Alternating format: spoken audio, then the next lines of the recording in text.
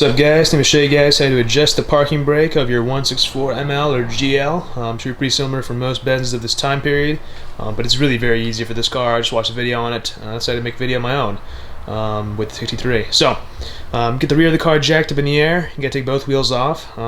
Use some jack stands to be safe, and you don't need the front in the air like I have it in the air, but I was just looking at some of that stuff earlier, so don't worry about that. If you leave the front down, you'll want to have some wheel chocks placed in front of the front wheel so the car doesn't have any chance of rolling. I had the parking brake on earlier to when I was jacking the car up, but now we have to turn the parking brake off and then also put the car in neutral. Let's release that parking brake with my filthy hands. I'm going to wash this car afterwards, don't worry.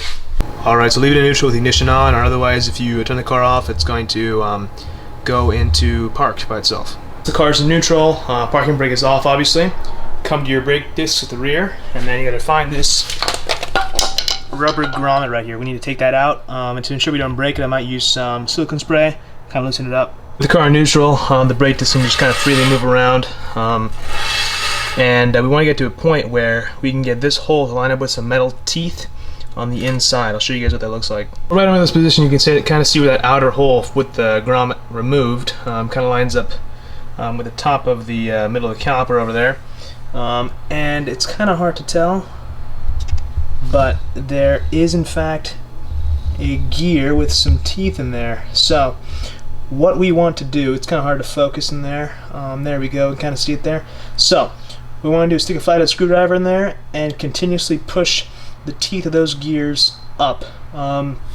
So the reason I'm doing this right now is essentially because this car is always parked on that driveway, which is a little bit of an incline, and whenever I push the parking brake to stop the car from moving, obviously, there's quite a lot of slop in the parking brake. So I want to try and minimize that and see if I can, by adjusting the parking brake, if that's going to help.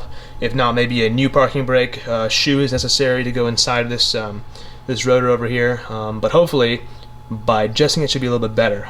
So we're going to twist it all the way up, and then until we can't anymore, essentially. I do know kind of a smaller screwdriver may not work as well as say a bigger one with kind of a fatter head. So keep that in mind.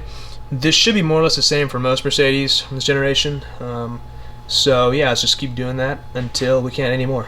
So once you get it as tight as you can get it, you actually want to back it off about 1 or 2 times just to ensure that the parking brake shoe is not in contact with the actual parking brake while you're driving. So we want to back it off at least once or twice and do the exact same for both wheels. The only way to test this out is to just put the wheels back on the car and put the parking brake on and make sure it doesn't move. So hopefully this kind of solves my little problem over here. Kind of minor inconvenience, but I figured I might as well tackle it today. So yeah, just a quick little warning, if you do make it all the way tight, you may think that's perfect. However, it can generate a lot of heat if it's touching the parking brake shoes and can kind of wear it out prematurely, so you don't want to do that. Don't forget to put those grommets in, and then obviously torque the wheels back down to 96 foot-pounds of torque.